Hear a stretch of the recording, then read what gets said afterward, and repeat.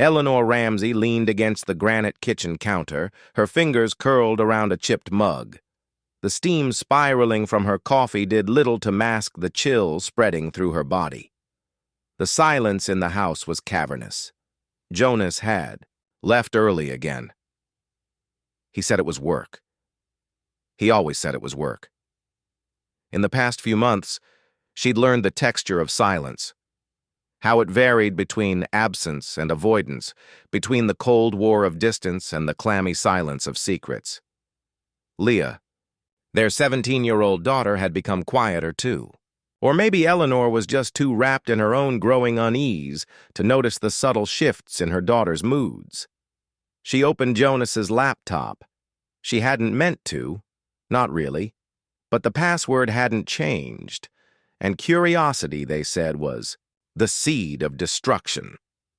Her heart thudded as she opened his email. A thread titled, "Our Next Getaway," stared back at her. Part 2. The blade of knowing Jonas Ramsey sat in his office downtown, the rain smearing his window like a bad memory. His job as a financial advisor had grown stale. The world of spreadsheets and quarterly forecasts was suffocating. But Ava, his co-worker, 15 years younger and all sharp edges and flirtation, had cut through the haze of his midlife malaise. He hadn't planned on the affair. That was the truth. It started during drinks after a project deadline. Then came late-night texts, coffee runs that turned into motel rooms, promises he didn't really mean. He loved Eleanor. At least, he thought he did. Or maybe he just loved the idea of who they were supposed to be. Now he couldn't stop checking his phone. Eleanor hadn't texted all day. That wasn't like her. Something had shifted. He could feel it. Part 3. The discovery, Eleanor didn't confront him immediately. She watched, listened, hacked his voicemail. She followed him once, disguised in a borrowed hoodie and dark glasses, like a character in one of Leah's detective novels. She saw Ava, saw the way Jonas smiled with a freedom he hadn't shown her in years. That night she cooked dinner like nothing had changed. Meatloaf, his favorite. But her silence wasn't passive. It was gathering. She hired a private investigator. Part 4. A fracture in time. Leah stumbled upon her mother's notes. Dates, times, pictures. Her world tilted. She confronted Eleanor, who broke down in the laundry room, folded between baskets of mismatched socks. "You should leave him," Leah said. But Eleanor didn't answer. She wasn't sure what she wanted anymore, revenge, a clean break, or just the comfort of familiarity. Part 5. Truths in the dark. The PI uncovered something Eleanor hadn't anticipated. Ava wasn't just a fling. She was pregnant, and Jonas knew. That night, Eleanor confronted him in the kitchen, her voice trembling. "But even, you're going to be a father again." Jonas turned pale. "You knew." "I know everything." They stood there for a long time, neither moving, the only sound the slow tick of the wall clock and the wind rattling the windows. Part 6. Reckoning. Jonas left for a week, said he needed space. Eleanor met with a divorce attorney but didn't. Signed the papers. Leah stopped speaking to her father. Ava left a voicemail that Jonas never returned. Part 7. The turn. Jonas returned on a Sunday. He looked thinner, hollowed out. "I ended it with her. She's keeping the baby, but I'll provide support. I don't want to lose you." Eleanor laughed bitterly. "You already did." He nodded, eyes glassy. "I know, but I still want to. Try." They went to counseling. Once, twice, 3 times. They stopped. Part 8. The other woman. Months passed. Eleanor began seeing someone, Matthew, the PI. He was kind, gentle, patient, Jonas found out. He didn't rage, didn't even ask. Instead, he moved into the guest bedroom. Part 9. The choice Eleanor sat at the breakfast table, Leah across from her. Are you going to stay with Dad? I don't know. He still loves you, I think. But maybe he doesn't. Love himself. Eleanor looked out the window, the last of the autumn leaves spinning down. She hadn't spoken to Matthew in weeks. She hadn't finalized the divorce either. Jonas still came home on time now, helped with dinner, talked more. There were nights she remembered why she'd fallen in love, and mornings when the betrayal pressed like bruises beneath her skin. Final scene. On a rainy evening, Jonas and Eleanor stood in the garage, sorting boxes. A storm thundered above. He held up an old photo of them on their honeymoon. Smiling, sunburnt, young. I miss them, he said. Eleanor took the photo gently. Me too. Silence stretched between them, not empty this time, but full of hurt, of history, of hope or its remnants. As the power flickered, she lit a candle. Not a beginning, not an end, just a moment of light between storms. Ending. Bittersweet. And open-ended. The future is uncertain. They may reconcile, they may separate. But for now, they're facing the silence together, no longer pretending it isn't there. Themes. The fragility of trust. The illusion of certainty in long-term relationships. The complexity of forgiveness. The moral murkiness of infidelity. And revenge. The role of communication as both weapon and lifeline. Eleanor started sleeping with the window open. Not for fresh air. She wasn't sure what for, really. Maybe to hear the world outside, to remind herself that something else existed beyond this house, these rooms where every corner remembered. A betrayal. Jonas, still in the guest bedroom, rarely spoke after 9 p.m. He tiptoed, as if loud footsteps might break whatever fragile détente had settled between them. At work, Eleanor found herself hesitating on emails, lingering in the break room. Her supervisor, Clara Mendel, noticed. Clara was newly divorced and wore it like a badge, proud, weary, honest. You're disappearing, Clara said one afternoon, sipping herbal tea. You still show up, but it's like your skin's a costume. Eleanor smiled politely, eyes burning. Jonas, meanwhile, sat across from Ava in a sterile cafe near the clinic. She was 6 months along now, her belly stretching her coat. I don't want anything from you, Ava said, without looking up from her coffee. I wanted to tell you that. I'm keeping the baby because I want to. You don't owe me a thing, he nodded. I still want to help. She finally met his eyes. Not every mistake needs a martyr. It stung, but she was right. Maybe he had been trying to use responsibility as redemption. When he got back to the house, Leah was on the porch, earbuds in, sketchpad balanced on her knees. She didn't look up when he passed her, just kept shading something with short, angry lines. Part finte, shards of a conversation. Later that night, Eleanor came into the guest room. She didn't knock. She looked pale, the hallway light casting her in golden shadow. We need to talk. Jonas set down his book. Okay. I haven't seen Matthew in a month. He said nothing. I didn't tell you because I didn't know if it meant anything. She folded her arms, watching him. But I haven't been waiting for you either. His mouth tightened. You don't owe me. I know. Just don't say it's noble. None of this is. Silence. He nodded. Do you ever think about starting over? I think about burning it all down, she said. Then I think about Leah, and I think about how much I want to feel real again. He swallowed. Do I make you feel real? No. Not yet. But maybe? She didn't answer. Part 2. The past comes knocking. A week later, Eleanor got a call from Detective Harris, the same PI she'd hired. He sounded cautious. There's something you might want to know. Apparently, Jonas had once covered up a financial irregularity at work. Years ago. A client's account misfiled. Not enough for legal trouble, but enough that Ava had held on to it. Insurance, maybe. She hasn't come forward. But it's leverage, Harris said. And people like her don't sit on leverage forever. Eleanor stared out the window as Harris spoke. After hanging up, she walked to the garage where Jonas was reorganizing tools.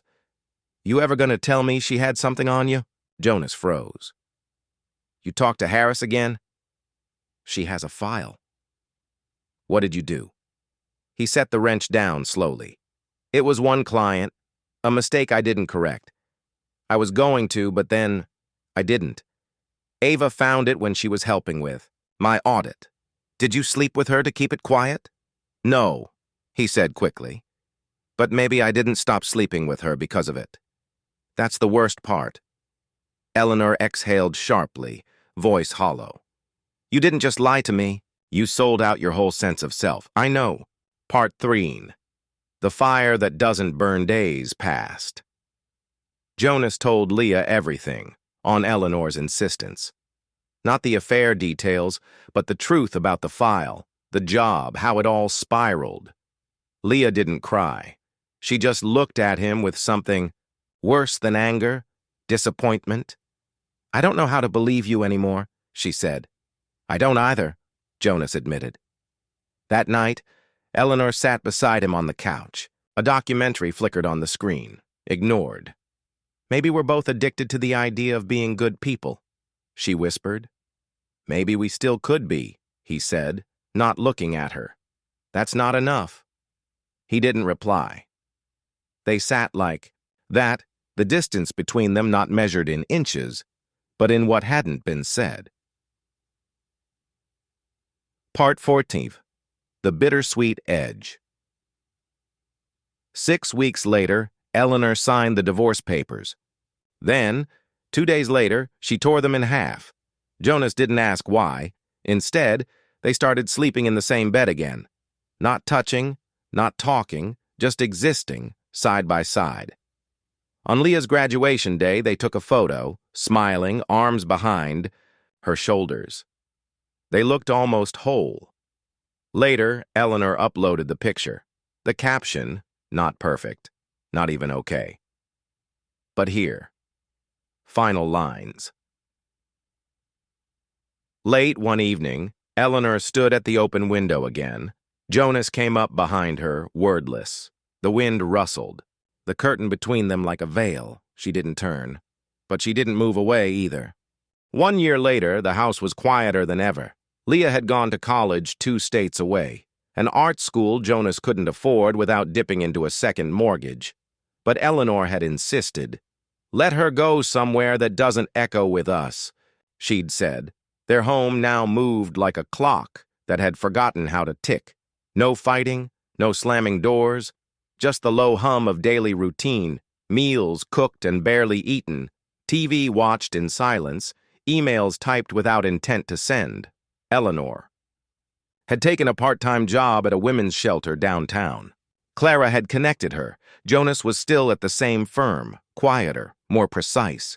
His promotion had been passed over, quietly, without discussion, but the Ava problem had never gone away. Part 15. The Return of Leverage on. A Tuesday in October. A letter came, unmarked. No return address. Eleanor opened it while Jonas was at work. Inside was a USB drive and a note. "This is who he really is. Make the right decision." Eleanor didn't flinch. She took the drive into the office, plugged it in, and watched video files one after the other. Nothing criminal, just cowardice. Emails from Jonas to Ava, begging her not to expose the error. A recording from a phone call, maybe secretly taken, Jonas saying, "I'll do whatever you want, just don't ruin me." He sounded scared, weak, not deceitful, just broken. It made her ache in ways she didn't expect. Later, when Jonas came home, she laid the USB on the kitchen table. He stared at it like it might explode. "She's not done with you. I know. She'll bleed you until she's bored." I'm sorry, he said. I'm not sure that matters. I'm not sure it does either. Part 17th. Lines in the ash that night, they sat in the living room. Eleanor sipped tea. Jonas stared at the fireplace even though there was no fire. Tired of pretending I'm the only one who failed, Eleanor said quietly. Jonas turned to her, brow furrowed. I had chances, she continued, after you told me. Men at work, even Matthew. There were moments when I could have, but I didn't. Not because I was better, because I was scared. Jonas's voice was hoarse. Of what? Of becoming you. He nodded. I've been scared of being me, too. The silence stretched between them, full of splinters and soft edges. Do you want to stay married? Eleanor finally asked. I don't know, he said. But I want to stay here, with you, until you tell me not. 2. Part 17th. What Leah found. During winter break, Leah came home. She was sharper now, older in a way that wasn't just age. She painted with oils now, large abstract pieces. They were haunting. Eleanor found her one evening staring at an old family photo. You still love him? Leah asked. Eleanor didn't answer right away. I love the part of him that stayed, she finally said. But I don't know if that's the same as loving him. Leah's mouth curved into something like a smirk. You both still live here. That's something. Is it? Maybe not enough, but maybe more than nothing. Part 99. A quiet. Kind of forgiveness in early spring, Eleanor asked Jonas to come with her to a counseling session. Not couples therapy.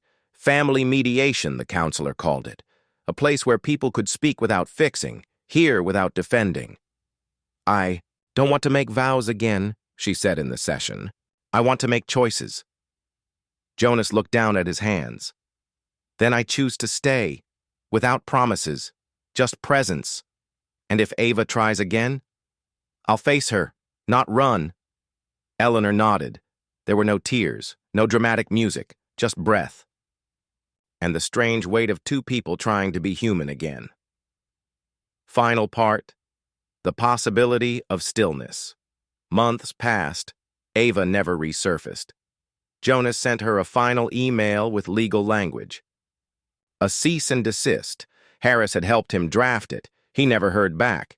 Eleanor started sleeping with the window closed again. Some nights, Jonas stayed in the guest room. Some nights, he didn't. They never resumed the rituals of old love. No pet names. No shared toothbrush drawer. But sometimes they stood side by side, brushing their teeth in silence, like soldiers recovering from war. They weren't rebuilding something broken. They were building something new, slower, wiser. And maybe, not permanent, but present. And that, for now, was enough.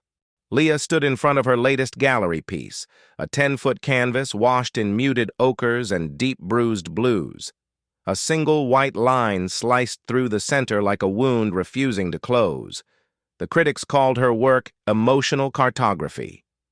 She wasn't sure what that meant, but people felt something when they looked at it. Sometimes she still painted her parents, not their faces, but the quiet between them. The years they wore each other like a coat they couldn't take off, even when it stopped fitting. Her father had called last night. He was fixing up the kitchen, asked if she had any advice on tile colors. He's learning to cook, her mother had texted 2 weeks earlier, almost like a joke. Jonas made risotto. Not bad. They weren't in love, not like the movies said people should be, but they were together, still, in that house, choosing each other, most days, quietly. At the exhibit, Leah's boyfriend Miles touched her elbow. Someone asked if this piece is about grief. It is, she said. But not the kind where someone dies. Then what kind? She took a long breath, watching a woman in her 50s stand mesmerized by the canvas. The kind where someone survives, Leah murmured. After you thought they wouldn't. He nodded. He didn't press. Later, as the crowd thinned, Leah sat near the back wall with a glass of wine and read a text from her mother. Your dad bought the wrong grout, but figured it out. He's learning. Slowly. You were right. It's never all one thing. We're okay. Or at least, not broken anymore. Leah smiled at the message. She didn't reply. Some silences didn't need to be filled. She looked back at the canvas, the white wound in the middle. It would never fully close, but it had shape now, and somehow, that was beautiful. The risotto was overcooked again. Jonas scraped the edges of the pan with the wooden spoon, watching the rice congeal where it had clung too long to heat. He was still terrible at this. The kitchen counters were stained with turmeric from an ill-fated lentil curry last week, and the only knife he liked using was too dull to properly cut anything. But Eleanor hadn't said anything. Not last week, not tonight. She would come home soon. Tuesdays were her late night at the shelter. He had grown used to her quiet re-entries, the way she'd set her bag down slowly, as if the house might crack from sudden sound. Jonas poured a glass of wine. Only one. He hadn't touched scotch in over a year. In the living room, the TV flickered, soundlessly. Leah's newest interview played on some arts program, rebroadcast from her London exhibition. She had grown into someone unknowable and proud. She'd called last week, asked if he remembered that fight from years ago, when she'd shouted, "You're not even sorry, you're just scared of what it means." "I get it now," she'd said. "You were both scared. And still there."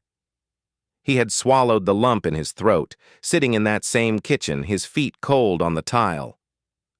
"We still are," he'd replied.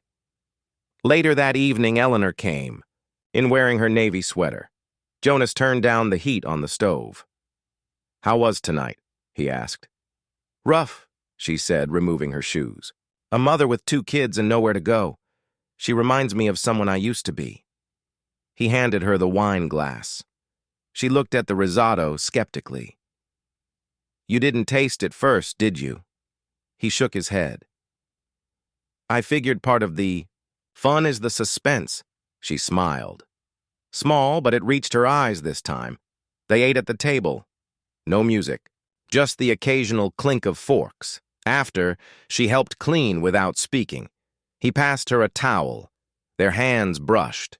Neither flinched. Later, still Jonas stood in the doorway of what used to be Leah's room. It was a study now, Eleanor's books, a canvas she hadn't painted on in years. The ghost of a girl who used to slam doors still haunted the corners. Eleanor came up behind him. "Do you think we did okay?" he asked. "With her? With all of it?" She sighed, long and measured. "No, but I think we did enough." He nodded. The weight of years settled in his shoulders, but not in a crushing way. More like something you carried because you had to, because you chose to. He turned to her. "Are you still angry?" "Sometimes," she said, "but it doesn't eat me alive anymore." They stood in silence. Married, but not as before. Not as a promise, but as a practice. And practice, Jonas had learned, was what you did when perfection was no longer the goal. Only presence, only trying again. Final line outside, the wind moved the trees. Inside, they stood together, not healed, not whole, but still here. And for 2 people who almost hadn't made it, that was more than enough. There was no lipstick on a collar, no secret messages, just a slow silence and a dinner that went cold between them. Eleanor sat across from Jonas at the table, her fork unmoving. He was distracted again, scrolling through his phone between bites, half laughing at something on the screen. She caught the flash of a name, Marissa. The way he angled the phone away from her wasn't obvious, but it was deliberate. And in that small, almost imperceptible moment, something inside her cracked, not loud enough to break, but enough to feel the shift. "Work thing?" she asked. He blinked. "Huh? Oh, yeah. Marissa's updating the proposal. Deck. She nodded, took a sip of water, said nothing more. That night, she lay beside him in bed, wide awake while he snored lightly, turned toward the wall. She stared at the ceiling, mapping invisible constellations in the plaster. In her mind, she imagined confronting him, demanding clarity, screaming even, but the real her simply remained still. What if it was nothing? What if she was wrong? What if asking made it real? So she chose silence. And silence, Eleanor would later understand, is not a passive act. It is a decision. A slow erosion of self, one withheld word at a time, a month later. The messages weren't graphic. They were worse. You make work worth showing up for. I wish we'd met before all this. The all this was her, of course. The wife, the child, the house with the peeling deck that Jonas promised to fix. Eleanor didn't confront him right away. She read every message, then deleted them from the laptop, sat on the information like a coiled spring. What stunned her wasn't even the betrayal, it was the intimacy, the way he laughed in text, the way he shared himself, pieces he'd long stopped offering her. That was when the grief began. Not from the affair, but from the slow realization she had already been losing him long before another woman entered the picture. 2 weeks later, she asked him to repaint the hallway. He looked surprised. Now? She nodded. We've been putting it off. Might as well. He agreed. They went to Home Depot together, picked a pale green. He kissed her in the parking lot. She let him. That night, they made love. It wasn't passionate, but it wasn't cold either. She wept silently into his chest afterward. He never noticed. She painted over the walls he'd brushed the next morning, said it was the wrong shade. 3 years later, he came clean, broke down, admitted to the affair, that it had ended, that it had meant something, but not enough, that he didn't want to lose Eleanor. And she didn't scream, didn't cry, because by then, she'd already grieved, already buried the version of them. That would never return. What remained was something quieter, something both uglier and somehow more honest. She told him she didn't know if she could forgive him, but that if he truly wanted to stay, he had to show her, not with flowers or dinners, but with effort, with humility, with consistency. He did, slowly, clumsily. Sometimes she still checked his phone while he was in the shower. Sometimes she didn't feel guilt about that. Sometimes she hated how easy it had become to pretend. Back to the present. A small moment, Jonas walked into the room carrying her favorite mug, chamomile tea, extra honey. I figured you were reading. She looked up from the old novel. I was. He kissed her forehead and walked away. Eleanor stared at the closed door. She didn't smile, didn't cry, but she held the tea warm in her hands and whispered to herself, "You are not the woman you were." And maybe, just maybe, neither was he. Marissa didn't set out to fall for a married man. She told herself that often, like a rosary against guilt. It started simple, harmless even. Jonas was the only person in the marketing team who listened, who didn't interrupt her when she spoke during meetings, who noticed when she stayed late to fix numbers that weren't even her responsibility. At first it was admiration, then a crush. Then something she told herself was just fantasy, a placeholder until her own life began to look more like what she wanted. But then came the conference in Phoenix. They didn't sleep together. Not then. They had drinks, talked on a balcony until 2 a.m. He told her things she hadn't asked to know, about Leah's birth, Eleanor's silence, the parts of marriage that felt like mourning someone who was still alive. "I'm tired of pretending," he'd said, and the way his voice broke made her chest ache. She didn't kiss him. but the emotional intimacy settled into her like smoke in a closed room. 2 months later, they kissed in the stairwell at work. The affair was short-lived, a season, no more. The sex wasn't frantic or passionate. It was gentle, sad, full of half-formed apologies. They whispered too much.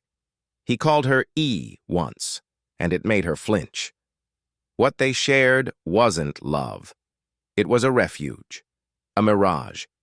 He never promised to leave his wife, and she never asked. Still, when it ended, she cried for 3 weeks straight.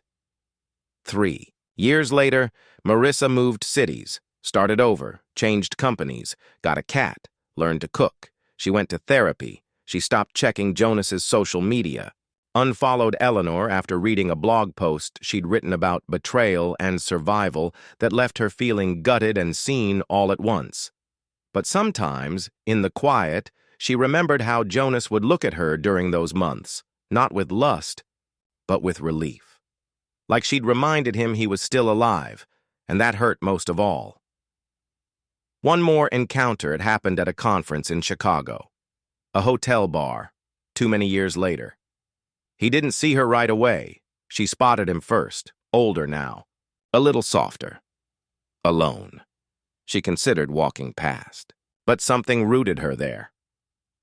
"Jonas," she said. He turned, blinking. "Marissa." He stood, awkward. She didn't reach for a hug. Neither did he.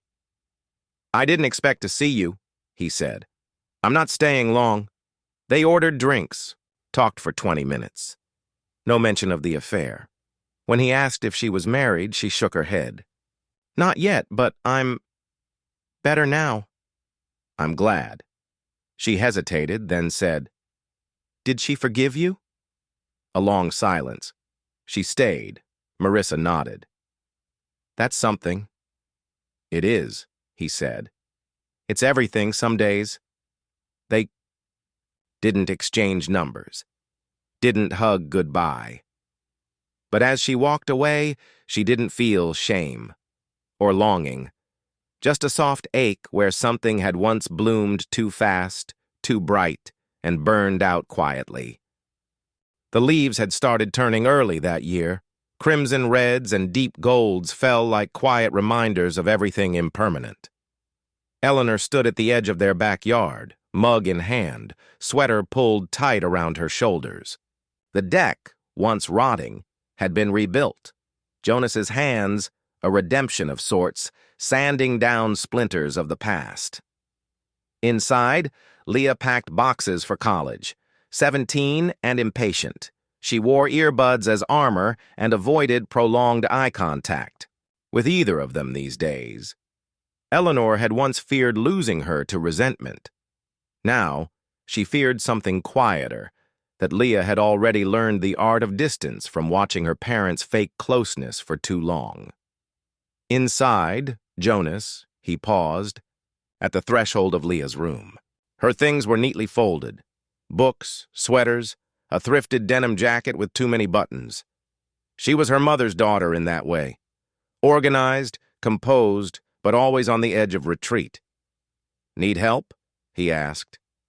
She didn't look up. "No," he nodded, lingered, said it anyway. "I'm proud of you." That made her stop. She finally looked at him. "Were you proud when you cheated on Mom?" Silence, like a curtain falling. "I was ashamed," he said, voice steady. "Still." "Am!" Her jaw tightened, but she didn't fire back. She just returned to her packing. Jonas turned and walked away, haunted by how deeply she had been listening all these years, even when they thought she wasn't. Later that night, Eleanor and Jonas, they sat on opposite sides of the couch, not in anger, just out of habit. Leah asked him, Eleanor said softly. She finally asked. Jonas exhaled. "I know. I wanted to tell her myself," she continued, "but I didn't want to hand her my bitterness like an inheritance." He looked at her, really looked, the way he hadn't in years. "You've never been bitter, Elle. Just honest in ways I didn't know how to be. Eleanor laughed, low and sharp. You're still trying to be noble. That's worse than lying. He didn't defend himself, didn't deflect, just said, I'm sorry. She let the words sit there, let them cool. Sometimes I think staying was braver than leaving, she said. And other times, I wonder if I just didn't know who I'd be without the fight. You're not the same woman I betrayed, and you're not the man I married. They didn't hold hands, didn't kiss, but they sat there, quiet, watching the wind stir leaves across the lawn, and that felt like something, fragile, unfinished, but real. Across the city, Marissa sat in a quiet cafe, fingers hovering over the keyboard of her laptop. The memoir had started as a fiction project, a veiled version of what she'd lived, but now she was peeling away the disguises. She'd renamed him, renamed herself. But the pain remained unchanged. The affair wasn't the heart of the story anymore. It was just the entry point into something larger, how women disappear into other people's lives, how they return, and how forgiveness isn't always something you ask for. Sometimes it's something you learn to give yourself. She sipped her coffee and kept typing. Epilogue. Leah, 3 months into her first semester, Leah stared out her dorm window, phone in hand. She hadn't called home in a week. She loved her parents, but they'd been living in a shadow she never asked to be. Born into. She dated with caution, loved with hesitation. She understood betrayal in theory before she even knew what romance felt like. Still, she wanted to believe in love, not the kind that lasts forever, but the kind that survives the truth. She texted her mother. What was the hardest part about forgiving Dad?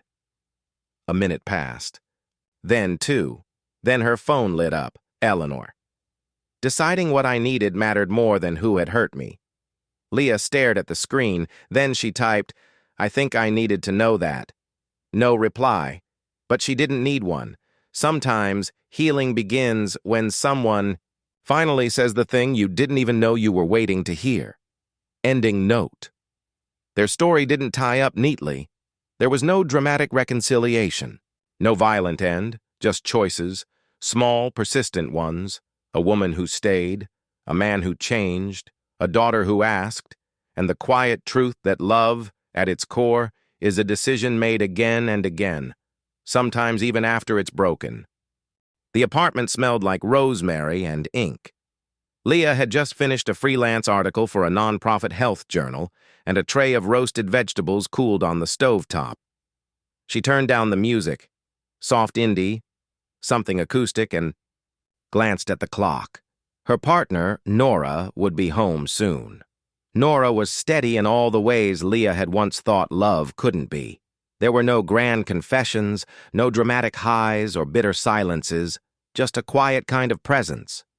They had met during a volunteer trip after grad school, both rebuilding homes after wildfires in Oregon. Leah hadn't believed in permanence then. She still wasn't sure she did, but she believed in showing up. And Nora did. Every day. A letter. From the past. That morning, while sorting through a box of books her mother had mailed, Leah found something. A letter from Eleanor, handwritten but never sent. It was dated 4 months after Leah left for college. Her throat tightened. She held it for hours before opening it that night, once the dishes were done, once Nora had fallen asleep beside her. Leah, I know there are things we never talked about, things I never gave you the words to ask. Your father and I stayed together for reasons I'm still unpacking myself. But here is what I want you to know. You don't have to stay. Not in love, not in pain, not in silence. You get to choose again, every day. Love doesn't owe you anything, and you don't owe it everything. But if you find someone worth trusting, hold them gently, speak truth, and don't be afraid to leave the table if your worth is being questioned. With all my imperfection, Mom. Leah pressed the letter to her chest. not crying. Just still. The next morning, she left it open on the desk. When Nora noticed, she read it and said nothing. Just wrapped her arms around Leah's waist and kissed the back of her neck, her silence saying everything words couldn't. Jonas, alone but not lonely, Jonas lived alone now. He and Eleanor had separated amicably 5 years ago, not out of anger but evolution. They had finally admitted that what they'd built was survival, not joy. He'd kept the old house, though, repainted it, repaired the garden fence. Sometimes Leah visited. Sometimes she didn't. He didn't ask for more than she could give. He volunteered at a local library, mentoring teens in creative writing. One day, a girl wrote a short story about a man who broke a vow and spent years trying to make amends. "I don't know how to end it," she said. "He never really gets forgiven." "Maybe that's not the ending," Jonas said. "Maybe he just learns to live in a way that would deserve it." Eleanor. A new kind of love. Eleanor now lived in a coastal town, managing a small bookstore she'd inherited from a friend. She taught weekend writing classes and hosted monthly salons with local poets. Her mornings were hers alone, and so were her nights. There had been someone, a woman named Celeste, who came into her life like a warm draft through an open window. But Eleanor didn't rush. She loved deliberately now, without urgency. She spoke honestly. She asked questions, and when Celeste asked if she ever thought she'd love again, Eleanor smiled faintly and said, "Not like before, but maybe better." Final passage. Leah, one rainy evening, Leah sat at her desk. The window open just a crack, Nora humming in the kitchen. She typed the final paragraph of an essay she'd been working on for months, a personal piece. It read, "We grow up thinking betrayal ends things, burns them to the ground, but sometimes it just reshapes the way we build afterward. My parents taught me that love is not about never breaking. It's about learning whether to rebuild or to walk away with grace. I did both. I forgave them. I loved them still. But I loved myself more. And that, finally, was enough." She hit send, then joined Nora for tea. The end. The small independent bookstore in Portland was packed, not with noise, but with attention. People leaned forward in chairs arranged too close together, coffee cups steaming in hand, eyes fixed on Leah as she stood behind a podium in a navy, wool coat and jeans. She looked collected, but inside her chest her heart pressed against bone. The essay she'd submitted, The Quiet Rebuild, had been picked up by a mid-size press and expanded into a memoir. She hadn't planned for it. But an editor had read the piece and reached out, sensing there was more beneath the surface. There was. More silence, more pain, more healing. She cleared her throat and read, "I used to believe love was a single moment, a promise made, a hand held across grief. But it's not. It's a series of small reckonings. And when it breaks, the rebuilding doesn't always look like a reunion. Sometimes it looks like finally sleeping without fear.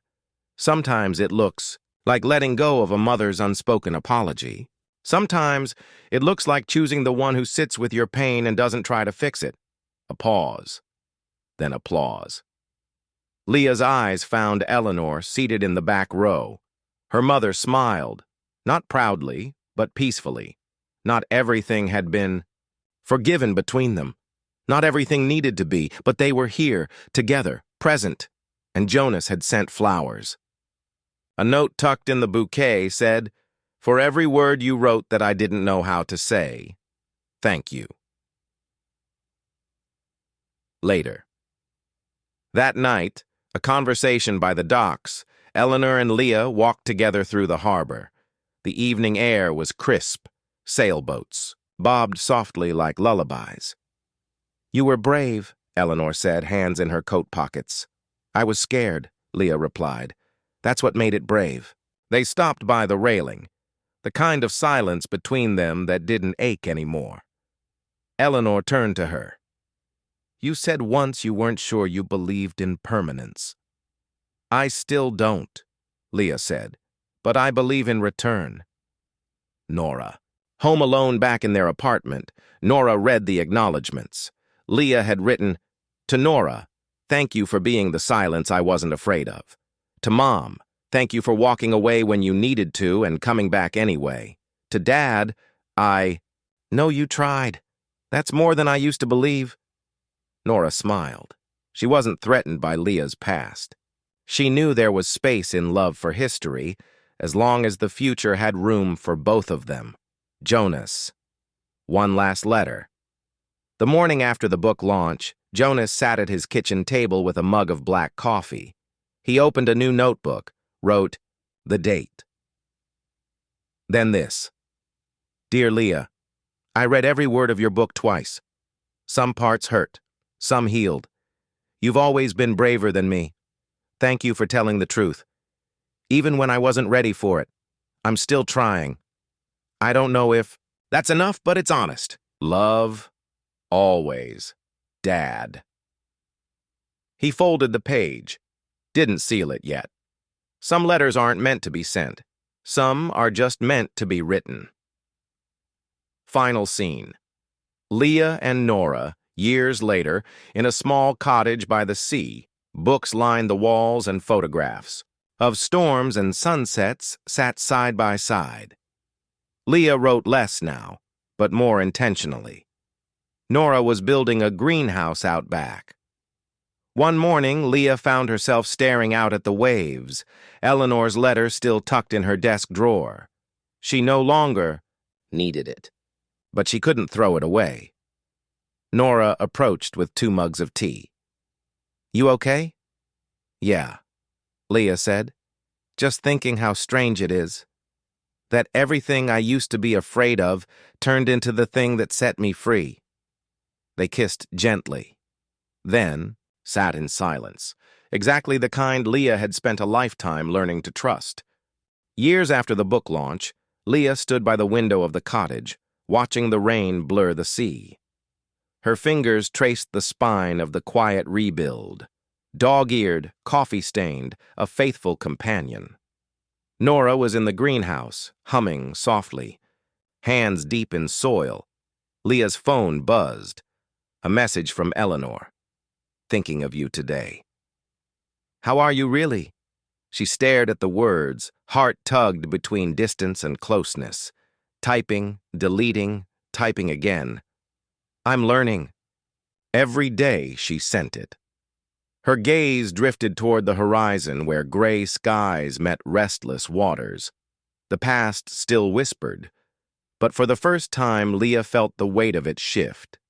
Not a burden, but a quiet pulse beneath her skin. Reminders of what broke her and what made her whole again. Beside her, Nora called softly, "Tea's ready." Leah smiled, slipping the phone into her pocket. She walked to the door, stepping into the warmth and the unknown. Closing lines. Sometimes forgiveness isn't a gift to others, but a mercy we grant ourselves. And sometimes love is not about closing chapters, but writing new ones, together or apart. Leah was curled on the couch, the soft glow of a reading lamp casting shadows across her face. The rain tapped rhythmically on the window pane. Nora had gone to bed hours ago, her steady breathing now the only sound. A knock interrupted the silence. Leah's heart jolted. Visitors at this hour were rare. She hesitated, then stood, moving to the door. Peering through the peephole, she saw a familiar face. Jonas. Her breath caught. The man who had once been her father, once a source of fractured love and quiet regrets, now stood soaking wet, eyes wary but sincere. She opened the door slowly. "Jonas," she whispered. He stepped inside, shaking off raindrops. "I wasn't sure you'd answer." They stood in the narrow hallway, the past and present folding into the small space between them. "I read your book," Jonas said, voice rough. More times than I can count. Leah nodded, unsure what she expected.